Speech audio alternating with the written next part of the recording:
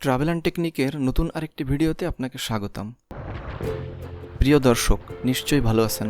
এই মুহূর্তে আমি আছি বারাকপুর ব্রিজের কাছাকাছি। আজকে আমাদের উদ্দেশ্য একটি জমিদার বাড়ি, শৈলেন্দ্রনাথ ঘোষের জমিদার বাড়ি, যেটা অবস্থিত বাগেরহাট জেলার ফকিরহাট উপজেলার নোয়াপাড়া নামক স্থানে, এবং এই বাড়িটি হাইওয়ের পাশেই রাস্তা দিয়ে দেখা যায়। তো এই বাড়িটির সংক্ষিপ্ত পরিচয় আপনাদের সঙ্গে তুলে ধরব। শৈলেন্দ্রনাথ ঘোষের জমিদার বাড়ি বাংলাদেশের বাগেরহাট জেলার ফকিরহাট উপজেলার টাউন নোয়াপাড়া এলাকায় অবস্থিত। এটি একটি পুরনো ঐতিহাসিক জমিদার বাড়ি। এটি স্থানীয়ভাবে নোয়াপাড়া জমিদার বাড়ি নামে পরিচিত। নির্মাণ শৈলী ভূমিকম্প প্রতিরোধক বলে ধারণা করা হয় ২৫০ বছর আগের ভূমিকম্প প্রতিরোধক জমিদার বাড়ি। তিনি শুধু কর্মকর্তা নন, দরিদ্র মানুষের জন্য চিকিৎসা কেন্দ্র তৈরি করেছেন। এই কেন্দ্রে এখন ইউনিয়ন উপজেলা উপস্বাস্থ্য কেন্দ্র এবং ইউনিয়ন স্বাস্থ্য ও পরিবার কল্যাণ কেন্দ্র স্থাপন করা হয়েছে। শুধু তাই নয়, তিনি এই দেশ ত্যাগ করে যাওয়ার সময় লক্ষ্মীনারায়ণ দেবতার নামে তার সমস্ত সম্পদ দেবত্ব করে যান। এই জমিদারের নাম শৈলেন্দ্রনাথ ঘোষ। তিনি বাগেরহাট, ফকিরহাট, মোল্লাহাট, রামপাল, মোংলা, ডুমুরিয়া, কয়রা, বটিয়াঘাটা অঞ্চলগুলোর জমিদার ছিলেন।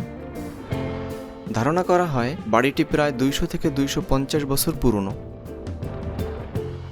জমিদার শৈলেন্দ্রনাথ ঘোষ ছিলেন প্রজাবান্ধব ও দয়ালু জমিদার হিসেবে পরিচিত। তিনি তার স্ত্রী নীলা দেবীকে খুব ভালোবাসতেন। স্ত্রীর নামেই তিনি প্রায় ৫ একর জায়গা জুড়ে একটি বড় দিঘি খনন করেন, যার নাম দেন নীল সরোবর। এই জমিদার বাড়ির কমপ্লেক্সটি প্রায় ১১ একর জমির উপর গড়ে উঠেছে। ২ থেকে ২৫০ বছর আগে জমিদার তার বাড়ি ছেড়ে ১৯৫২ সালে ভারত চলে যান। যাওয়ার সময় তার এই সমস্ত সম্পদ দেবতার নামে লিখে দিয়েছেন। বর্তমানে এই বাড়ির অবস্থা খুবই নাজুক। একাধিকবার বাড়িটি সংস্কার করা হয়েছে, কিন্তু বাড়ির মালিকানা নিয়ে উচ্চ আদালতে মামলা চলায় রক্ষণাবেক্ষণ করা যাচ্ছে না। এই বাড়িটির ভিতর ৩টি দ্বিতল ভবন আছে।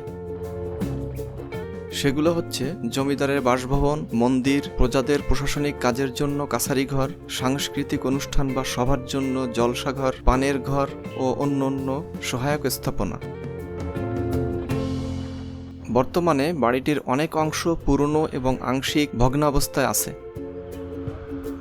তবুও এই এলাকায় একটি ঐতিহাসিক ও দর্শনীয় স্থান হিসেবে পরিচিত।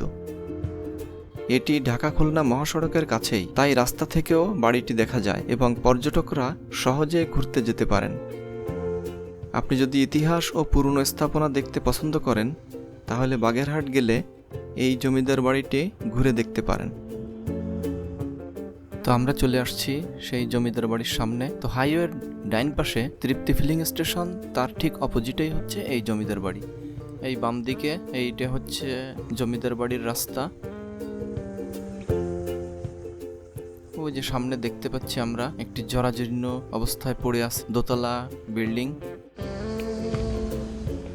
তো আমরা এখন ভিতরে প্রবেশ করব। তো এখানে দেখতে পাচ্ছেন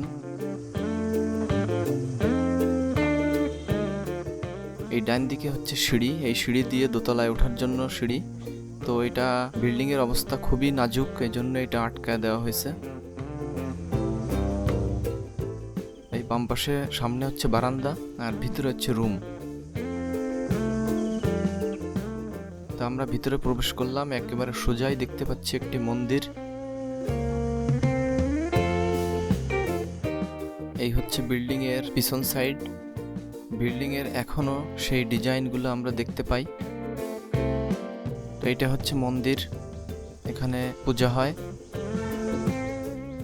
তো আমরা এখন ওই পাশে আরেকটি বিল্ডিং আছে, দোতলা বিল্ডিং, সেটা দেখতে যাব। তো এই যে জমিদার বাড়ি, এটার যে বাউন্ডারি ওয়াল ছিল সেই ওয়ালটা একটু দেখি। এই হচ্ছে বাউন্ডারি ওয়াল, অনেক পুরু। তো আমরা এখন পিছনের বিল্ডিংটা দেখতে যাচ্ছি। তো আপনাদেরকে বলছিলাম যেটা হচ্ছে ভূমিকম্প প্রতিরোধক বিল্ডিং, সেটা হচ্ছে এই। তো দেখতে পাচ্ছেন বিল্ডিং এর নিচেই যে 5টি করে ফাঁকা আছে, গোল রাউন্ড করা, এর উপরেই বিল্ডিংটা তৈরি করা। তো এটাকে মূলত বলা হয় সেই 200 থেকে 250 বছর আগের ভূমিকম্প প্রতিরোধক বিল্ডিং। তো এখানে কয়েকটা রুম ভালো আছে, এখানে এখনো লোক বসবাস করে। তো আমরা বাগেরহাট থেকে এই নোয়াপাড়ার মোড়ে আসছি। বাগেরহাট থেকে 18.6 কিলোমিটার, আমাদের 20 থেকে 25 মিনিট সময় লাগছে এখানে আসতে। তো আমরা আবার সামনের বিল্ডিং এর কাছে চলে আসছি। তো আমরা এখান থেকে একটু পাখির চোখে দেখব যে বিল্ডিং এর উপরের কি অবস্থা। যেহেতু আমরা এই বিল্ডিং এর উপরে উঠতে পারবো না, কারণ বিল্ডিংটা খুবই বিপজ্জনক।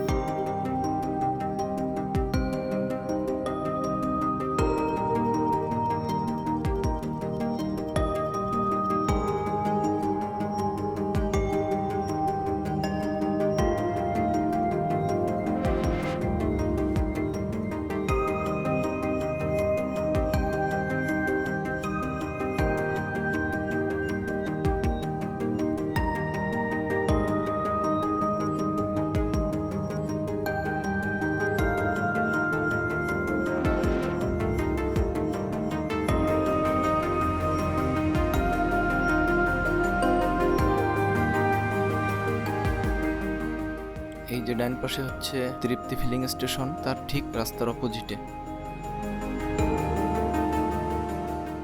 আর ওই যে দূরে দেখতে পাচ্ছেন, এটা হচ্ছে নোয়াপাড়া মোড়, টাউন নোয়াপাড়ার মোড়।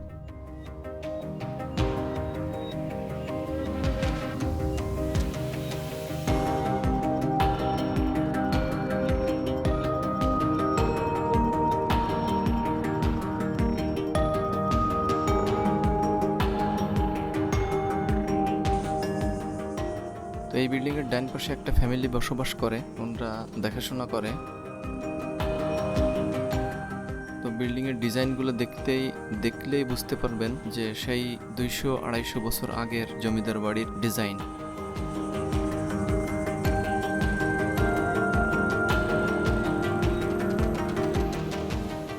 তো এখন আমরা এখান থেকে রওনা দিলাম নীল সরোবর দেখতে। আপনাদেরকে বলছিলাম যে শৈলেন্দ্রনাথ ঘোষ তার স্ত্রীকে অনেক ভালোবাসতেন। স্ত্রীর নাম ছিল নীলা, আর তার নামানুসারে উনি একটি দিঘি খনন করছিলেন। চলুন সেই দিঘিটি দেখে আসি। তিনি ওই সময় দরিদ্র মানুষের জন্য চিকিৎসা কেন্দ্র তৈরি করেছিলেন। তো এই হচ্ছে সেই চিকিৎসা কেন্দ্র। তো এটাকে আমরা ফিরে যাওয়ার সময় দেখব। তো এই যে মোড়টা দেখতে পাচ্ছেন, এই মোড়ের বাম পাশেই হচ্ছে এই যে নীল সরোবর। এই দিঘির ডান পাশে একটি মাঠে আমি বাইক পার্কিং করি।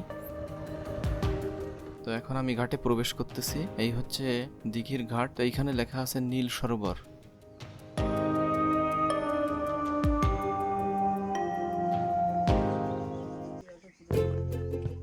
তো দেখেন এখানে বসার জন্য প্রশস্ত জায়গা আছে,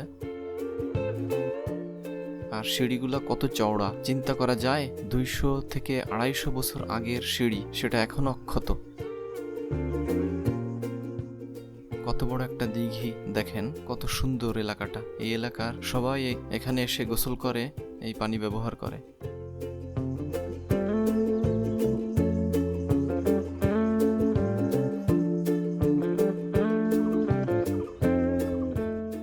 তো সিঁড়িগুলো দেখেন এখনো অক্ষত আছে।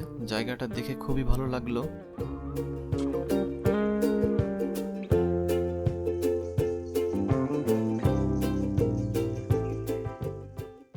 ওটা দিয়ে কি করো? আর কিরকম খেলাটা একটু দেখাও তো। এই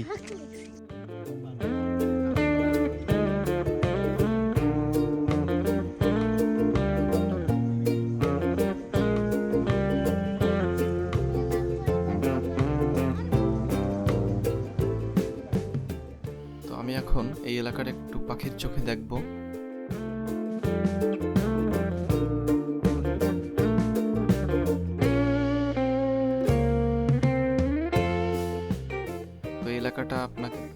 আপনাদের পাখির চোখে দেখাই কত সুন্দর এলাকাটা।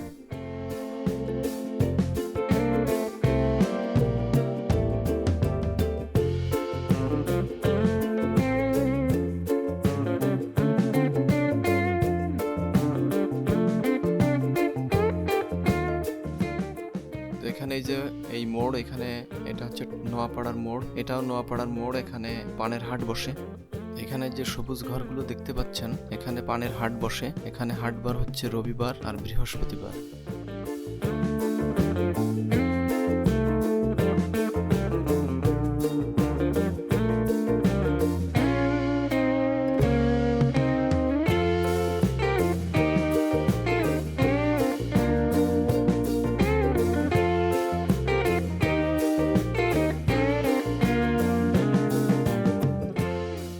তো এর পাশে আরেকটি বিল্ডিং আছে।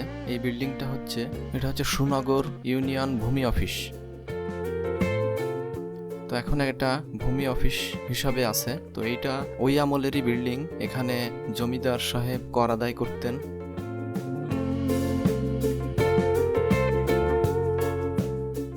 তো আমরা এখন ফিরে আসছি চিকিৎসা কেন্দ্রে, যেখানে দরিদ্র মানুষের চিকিৎসা দেওয়া হতো।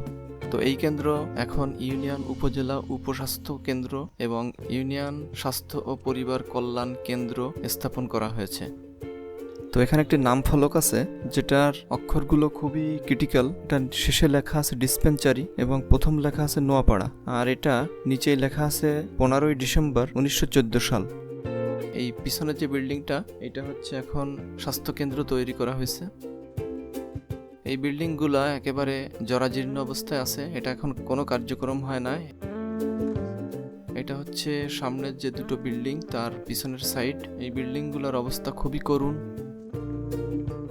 তো এই বিল্ডিংটা পরিত্যক্ত অবস্থায় পড়ে আছে। আর এখানে স্বাস্থ্য কমপ্লেক্স, এটা হচ্ছে পিছনে যে বিল্ডিংটা আছে ওইটাতে কার্যক্রম চলে। ওই বিল্ডিংয়ে এখন স্বাস্থ্যসেবা দেওয়া হয়। এই বিল্ডিং এর উপরের অবস্থা, গোড়ে বর্গা, এগুলা খুবই নাজুক অবস্থা।